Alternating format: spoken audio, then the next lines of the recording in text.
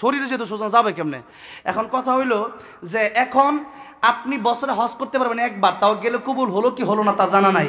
মা আর বাপের দিকে দৈনিক কতবার তাকানো যায় আপনারা হিসাব করে বলতে পারবেন? কতবার তাকানো যায়? আনলিমিটেড। যেরকম ঠিক না ঠিক? মাশাআল্লাহ। এই যে আপনাদেরকে জিজ্ঞাসা করার কারণে আমি অনেক শিক্ষা শিখতে পারি। এই তো মানে গত পরশুদিন মাহফিল ছিল জয়পুরহাট, মানে গতকালকে আগের দিন জয়পুরহাট, ইন্ডিয়ার পাশে হিলি ওই এলাকায় একবারে বর্ডারের পাশে। তাই আমি জিজ্ঞাসা করলাম কতবার, আর ওনারা বলছে মেলাবার। কতবার? মেলাবার। তা আপনারা আবার বলছেন আনলিমিটেড। কালকে গাজীপুর জিজ্ঞাসা করলাম, তারা বললো অনেকবার। তো অনেক ভাষায় আমি শিখতেছি আলহামদুলিল্লাহ, তাই মাঝে মধ্যে আপনাদেরকে জিজ্ঞাসা করি আর কি। তাহলে এবার আসেন আনলিমিটেড। তাহলে মা আর বাপের দিকে তাকাইলে যদি কবুল হজের সওয়াব হয়, এবার নবী বললেন একবার তাকাবে একটা কবুল হজের সওয়াব হবে। সাহাবী বললেন ইয়া রাসূলুল্লাহ, ইয়া হাবিবাল্লাহ, মা আর বাপের দিকে যদি একবার তাকালে একটা কবুল হজের সওয়াব হয়ে যায়, আমি যদি মার বাপের দিকে 100 বার তাকাই, আমার আল্লাহ রাব্বুল আমিন কি 100 কবুল হজের সওয়াব দেবে নাকি? নবীকে বললেন সাহাবী রে, মার বাপের দিকে তুমি 100 বার তাকাবা কেন? তুমি তাকাতে তাকাতে অস্থির হয়ে যেতে পারো, আমার আল্লাহ সওয়াব দেওয়ার বেলায় কোনো অস্থির হবেন না। দেখেন মার বাপের দিকে এতবার। আরে ওয়াজ আপনি হুজুর ওয়াজ করেন, আরে ওয়াজ যেটা করছি এটা আমল করেন না। আপনার বাড়িতে মা আছে বাবা আছে, তার দিকে তাকান গিয়া, কবুল হজের সওয়াব হবে। এটা কি মানে কি খুব একটা কম ফজিলত না অনেক বড় ফজিলত? এত বড় ফজিলত, কিন্তু এটা মানে না মানুষ।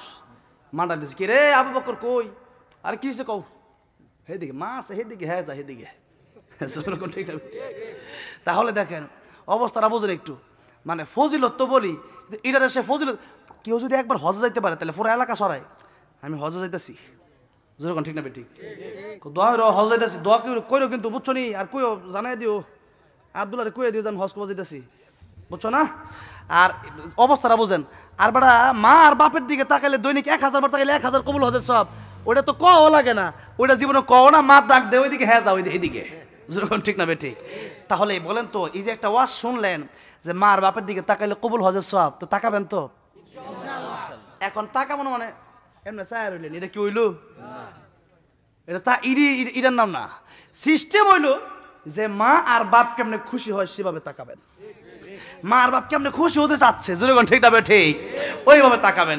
আর মা আর বাবা যদি কষ্ট পেয়ে যায় তাহলে বিপদটা কোন জায়গায় একটু শোনেন, বলবো কি? অনেক কথাই বলতে মন চাচ্ছে, সময় যদি দেন। আমার দাওয়াত দিচ্ছে ওই যে সৈকত ভাই, আমার বলছে ভাই সময় কিন্তু 1.5 ঘন্টা। আমি বলছি কথা বললে কিন্তু কমে যাবে, আর আপনি বলবেন না, আমার মন মতো করতে দেন, দেখবেন কয় ঘন্টা যা হিসাব নাই, যেরকম ঠিক না ঠিক? তো চালাবো ইনশাল্লাহ, বলা যাবে একটু। আল্লাহু আকবার বলেন। দেখেন আমার নবী যে রাস্তা দিয়ে হেঁটে যাচ্ছেন, একদিন তাকা দেখলেন একটা কবরে আযাব হয়। আমার নবীজি হাতটা উঠে দোয়া করলেন, আয় আল্লাহ রাব্বুল আলামিন, এই কবরের আযাব মাফ করে দাও, আমিন রাহমাতুল লিল আলামিন। নবী কি রাহমাতুল লিল আলামিন? আল্লাহ রাব্বুল আলামিন বলেছেন আলহামদুলিল্লাহি রাব্বিল আলামিন। আর নবীর ব্যাপারে কি বলেছেন? ওমা আরসালনাকা ইল্লা রাহমাতাল লিল আলামিন। রাহমাতুল লিল আলামিন নবী, রাহমাতুল লিল আলামিন নবী, কুরআনে প্রমাণ, আশিক বিনে কে বুঝিবে আমার দয়ার নবীর শান। খারাপ লাগতেছে? নবীর প্রেমে একটু বলা যাবে না আমার সাথে? বলেন না, রাহমাতুল লিল আলামিন নবী, রাহমাতুল লিল নবী, কুরআনে প্রমাণ, আশিক বিনে কে বুঝিবে আমার দয়ার নবীর শান। বলেন, আশিক বিনে কে বুঝিবে আমার নবী আমার মদিনারে বলবো, আমার আল্লাহ ভালোবেসে নামটি দিলেন হাবিবে রাসূল। আল্লাহু আকবার। ওই নবীকে ভুল বুঝিলে ওই নবীকে ভুল বুঝিলে থাকবে না ঈমান। আশিক বিনে কে বুঝিবে আমার দয়ার নবীর শান। আশিক বিনে কে বুঝিবে আমার দয়ার নবীর শান। রাহমাতুল লিল আলামিন নবী, বলেন রাহমাতুল লিল আলামিন নবী, কুরআনে প্রমাণ। আশিক বিনে কে বুঝিবে আমার দয়ার নবীর শান। বলেন না, আশিক বিনে কে বুঝিবে আমার দয়ার নবীর শান। কষ্ট হচ্ছে আপনাদের? দেখেন আজকে অনেকের মা নাই, অনেকের বাবা নাই। কার কার নাই একটু হাত তুলেন তো, মা অথবা বাপ নাই? অনেক মানুষ, এই যে আমার পাশে সভাপতি সাহেব, বাবা নাই, একটু হাত নামান। মা আর বাবা নাই। আজকে এই মাহফিলটা কবরস্থানের উন্নয়ন করবে, কবরস্থানের উদ্যোগেই বলা যায়, মাদ্রাসার সাথে। তো আজকে একটু মায়ের জন্য বাপের জন্য একটু দোয়া করে যেতে রাজি আছেন না আপনারা সবাই? শোনেন, আজকে যদি আপনি চিন্তা করেন যাই একটু শুনে বের হয়ে যাব, তাহলে এক সময় আজকে আপনি আসেন বেঁচে, 2 দিন পরে নাও থাকতে পারেন, আপনার সন্তান মাহফিলে আসবে, আপনাকেও ফাঁকি দিয়ে চলে যাবে। যেরকম ঠিক না বে ঠিক? এই জন্য আজকে একসাথে মায়ের নামে, বাপের নামে, যার দাদা নাই, দাদি নাই, নানি নাই, আদর করতো, আপনাদের কত ভালোবাসতো, তাদের জন্য একটু মোনাজাত করে শেষ মুহূর্তে নিজের জন্য একটু তওবা করে একসাথে বাড়িতে যেতে রাজি আছেন না ইনশাআল্লাহ? লিল্লাহি তাকবীর, লিল্লাহি তাকবীর। আমার নবীজি রাস্তা দিয়ে হাঁটতেছেন, তাকে দেখতেছেন কবরে আযাব হয়। আমরা তো কবরে আযাব দেখি না, দেখি না? নবীর আল্লাহ সেই পাওয়ার দিছে কিনা? নবীজি দেখতে পারতেন। আমার নবীজি বলেন, আমার মনে চায় আমার উম্মতের জন্য আমি দোয়া করি, যেন আমার উম্মতের আমার আল্লাহ রাব্বুল আলামিন কবরের আযাব দেখায় দেয়। কিন্তু আমি নবী কেন দোয়া করি না জানো?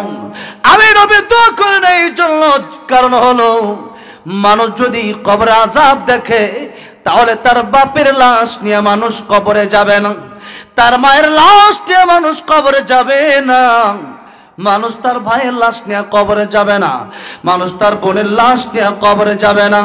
কবরের আযাব কত কঠিন, এই চিন্তা যদি মানুষ করে, এই কবরের আযাব যদি একবার মানুষ দেখে, মানুষ খাওয়া দাওয়া মানুষের বন্ধ হয়ে যাবে, মানুষের রিজিক অন্বেষণ করা, চাকরি করা, খেতে কাজ করা, দোকানদারি করা সব বন্ধ হয়ে যাবে, দুনিয়া শৃঙ্খলা আর ঠিক থাকবে না।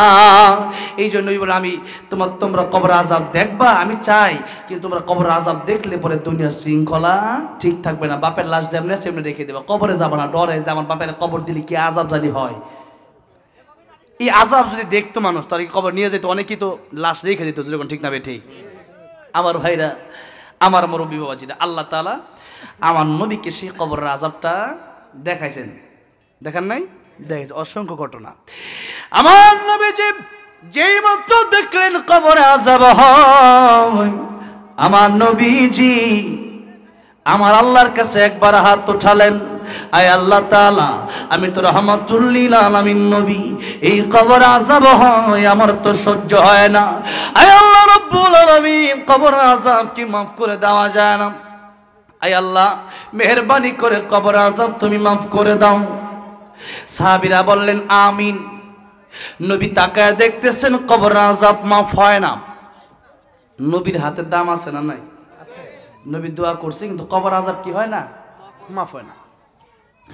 আমার নবীজি দ্বিতীয়বার আবার হাতটা উঠায়া আল্লাহর কাছে মোনাজাত করলেন, আয় আল্লাহ রাব্বুল আলামিন, এই কবরের আযাব তুমি মাফ করে দাও। সাহাবায়ে কেরাম রাদিয়াল্লাহু আনহুম আজমাইন বললেন আমিন। এবার নবী তাকায় দেখতেছেন কবরের আযাব মাফ হয় না। নবী তৃতীয়বার হাত তুললেন, হাতটা তুলে নবী আবার দোয়া করলেন, আয় আল্লাহ রাব্বুল আলামিন, এই কবরের আযাব তুমি মাফ করে দাও। কিন্তু এখনো কবরের আযাব মাফ হয় না। আমার নবী দেখতে বলেন, আল্লাহ রাব্বুল আলামিন কবর আযাব কেন মাফ হয় না? তিনবার আমি রাহমাতুল লিল আলামিন নবী দোয়া করলাম, এরপরেও কেন কবরের আযাব মাফ হয় না? আমার কে বলেন বন্ধু আমার, হাবিব আমার, কিয়ামত পর্যন্ত আপনি দোয়া করলে কবরের আযাব মাফ হবে না। আমার নবী ডেকে বলেন, আয় আল্লাহ রাব্বুল আলামিন, কিয়ামত পর্যন্ত কবরের আযাব আমি দোয়া করলে কেন মাফ হবে না, বিষয়টা আমি কি জানতে পারি? আল্লাহ বললেন, জিবরাইল তুমি বলে দাও, এই হকটা আমি আল্লাহর সাথে সম্পর্ক না, তার কবর আযাব হয় এই জন্য কারণ তার মাকে সে কষ্ট দিয়েছে, তার মা যতক্ষণ পর্যন্ত তারে মাফ না করবে এই কবরের আযাব আমি আল্লাহ মাফ করব না। আমার আল্লাহ ডেকে বললেন, ও সাবিরা, তার মাকে আমার সামনে আসতে বলো, এই কবরের পাশে আসতে বলো। তার মা যেই মুহূর্তে কবরের পাশে আসলেন, আমার নবী ডেকে বললেন, ও মহিলা, এই কবরটা কার, তুমি কি চিনো নাকি? মহিলা ডেকে বলল, ইয়া রাসূলুল্লাহ, ইয়া হাবিবাল্লাহ, এই কবরটা আমার সন্তানের কবর। নবী আমার ডেকে বলেন, মহিলা, এই কবরটা যদি তোমার সন্তানের কবর হয়, তুমি কি চাও তোমার সন্তানের কবরে আযাব হয়? ও মহিলা, তুমি যতক্ষণ পর্যন্ত মাফ না করবা এই কবর আযাব বন্ধ হবে না। ও মহিলা, তুমি কি তোমার সন্তানকে মাফ করে দিতে পারো না? মহিলা ডেকে বলল, ইয়া রাসূলুল্লাহ, ইয়া হাবিবাল্লাহ, এই কবর আযাব হলে হোক, আমার সন্তান হতে পারে, তাই কি হয়েছে, আমি মা, তারে আমি মাফ করব না। আমার নবী কষ্ট পেয়ে গেলেন, মহিলা কেন মাফ করবা না? মহিলাকে বলে, ইয়া রাসূলুল্লাহ, ইয়া হাবিবাল্লাহ, স্ত্রীর কথা শুনে আমার কি রকম মানসিক অত্যাচার করেছে, কি রকম ভাবে আমার পিটাইছে, এখনো সেই মায়ের, এখনো সেই বাড়ির দাগগুলো এখনো পিঠে আছে। ইয়া রাসূলুল্লাহ, ইয়া হাবিবাল্লাহ, আমি তারে মাফ করব না। আমার নবী কষ্ট পেয়ে গেলেন, ডেকে বলেন, আল্লাহ রাব্বুল আলামিন, আমার আগে দোয়া তুমি কবুল করো নাই, এখন আমি আরেকটা দোয়া করব, তুমি কি সেই দোয়াটা কবুল করবা না? আয় আল্লাহ রাব্বুল আলামিন, তার মা আজকে তারা মাফ করে না। আয় আল্লাহ, আমার যেমন তুমি কবর আযাব দেখাইলা, তার মাকে তুমি কি একটু কবর আযাব দেখাতে পারো না? আয় আল্লাহ, তুমি ইচ্ছা করলে তো পারো। আমার আল্লাহ ডেকে বলেন, বন্ধু আমার, হাবিব আমার, আগের দোয়াটা যদিও কবুল করি নাই, কারণ হকটা আমার সাথে সম্পৃক্ত না, হকটা তার মায়ের সাথে সম্পৃক্ত, কিন্তু এখন দোয়াটা আমি আল্লাহ রাব্বুল আলামিন কবুল করে নিলাম। বিনিময়ে তার মাকে আমি ওই পাওয়ার দিয়ে দিলাম, কবরের আযাব দেখার মতো ক্ষমতা আমি আল্লাহ তার মাকে দিয়ে দিলাম। জোরে বলেন আল্লাহু আকবার। এবার মহিলা তাকে দেখলো, যেই মাত্র কবরে আযাব হয়, একটা চিৎকার দিয়ে বলে, ইয়া রাসূলুল্লাহ, ইয়া হাবিবাল্লাহ, কবরে আযাব বুঝি এত কঠিন? ইয়া রাসূলুল্লাহ, বুঝতে পারি নাই। ইয়া রাসূলুল্লাহ, কবরে আযাব বুঝি এত কঠিন? ইয়া রাসূলুল্লাহ, ইয়া হাবিবাল্লাহ, এই কবরে আযাব হয়, আমি তো সইতে পারলাম না, দেখি আমার সন্তান কেমনে সহ্য করতেছে। ইয়া রাসূলুল্লাহ, এই মুহূর্তেই আমার সন্তানের সমস্ত দেওয়া কষ্ট আমি মা হইয়া তারে মাফ করে দিলাম। যেই মাত্র মা মাফ করে দিছে, এমনি তাকে দেখতেছি, যেই মুহূর্তে মা মাফ করলো, এমন সময় নবী তাকে দেখতেছেন, সাথে সাথে কবরটা জান্নাতের বাগান হয়ে গেছে। দেখেন, একটু চিন্তা করে, একটু লক্ষ্য করে দেখেন, মা আর বাবা অথবা মানুষের হক বলেন না কেন, রিকশাওয়ালাকে থাপ্পড় দিছেন, কুলিওয়ালাকে থাপ্পড় দিছেন, কৃষি মানুষ, তার সাথে আপনি খারাপ ব্যবহার করছেন। আল্লাহ বলেন, বান্দারে, আমি আল্লাহ রাব্বুল আমিন তোর জীবনের গুনাহ আমার সাথে সম্পৃক্ত হয়ে থাকলে মাফ করে দিতে পারি, কিন্তু বান্দার হক যদি মেরে খাও, কোন বান্দাকে যদি কষ্ট দিয়ে থাকো বিনা কারণে, তার কাছ থেকে মাফ না নিলে আমি আল্লাহ রাব্বুল আলামিনও মাফ করব না। ও মুসলমান, এখন দেখা যায় যার টাকা পয়সা বেশি, যে ব্যক্তি ধনী মানুষ, যার ক্ষমতা বেশি, গরিব মানুষকে অনেক সময় দেখা যায় ক্ষমতার দাপটে থাপ্পড় দেয়, বড় বড় বকা দেয়, এমন লোক আছে না নাই? তার কাছ থেকে আপনি যদি মাফ নিতে না পারেন, খোদার কসম করে বলছি, আপনাকে আমার আল্লাহ মাফ করবে না। এই জন্য যদি মানুষকে কষ্ট দিয়ে থাকেন, মানুষের হক যদি মেরে খেয়ে থাকেন, ওই মানুষের কাছে মাফ চাওয়ার দরকার আছে না নাই? কবে? এখন সুযোগ পেলে, এখন কষ্ট দিয়েছেন, মাহফিল থেকে উঠেই মাফ চেয়ে নেবেন, রাজি আছেন না নাই? টাকা পাইলে টাকাটা পরিশোধ করে দিবেন। আমার ভাইরা, আমার মুরব্বী বাবাজিরা, বলতেছিলাম মার বাবার কথা, যে মা আর বাবাকে কষ্ট দেওয়ার কারণে কবর আযাব চলতেছিল। এই জন্য নবী বলেন, তিন ব্যক্তি দোয়া আল্লাহ অথবা বদদোয়া আল্লাহ খালি ফিরায় দেয় না। এক নম্বরে মা বাবা। এক নম্বরে কি? মা বাবা। মা বাবা। আপনি নামাজ পড়তে পড়তে কপাল কালো করে ফেলছেন, মা বাবারে কষ্ট দিচ্ছেন, আমার আল্লাহ মাফ করবে না। এই জন্যে মা বাবাকে খুশি রাখার দরকার আছে না নাই? তাহলে এত ফজিলত মা বাবার কথা এতক্ষণ বললাম।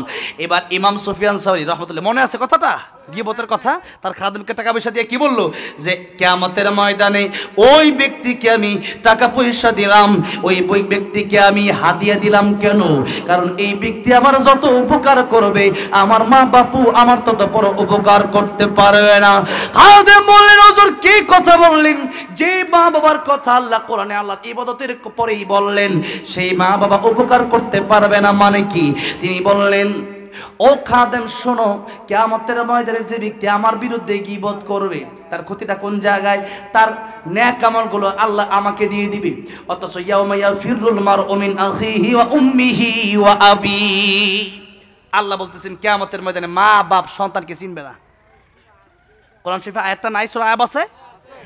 মা বলবে আমার বিয়েই হয় নাই, সন্তান কোন জায়গা থেকে আসবে? বাবা, আমি বিয়েই করি নাই, কে বিয়া, কে সন্তান?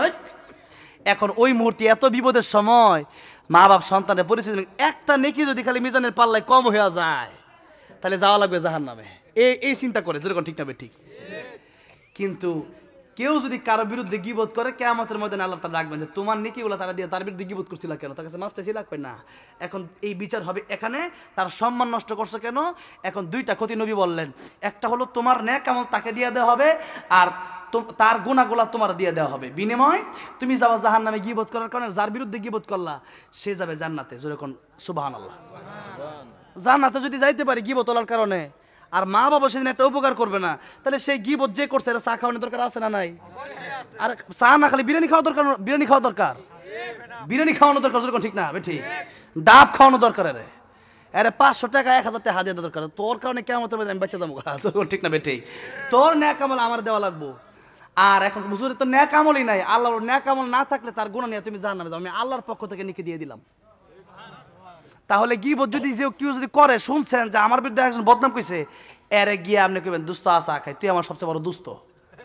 যেরকম ঠিক না বেঠিক?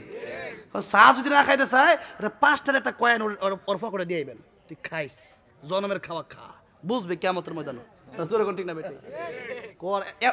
এখন যদি ওয়াজ শোনার পরে যদি কেউ গীবত করে, ওর ভিতরে তো মনুষ্যত্বই নাই তাহলে।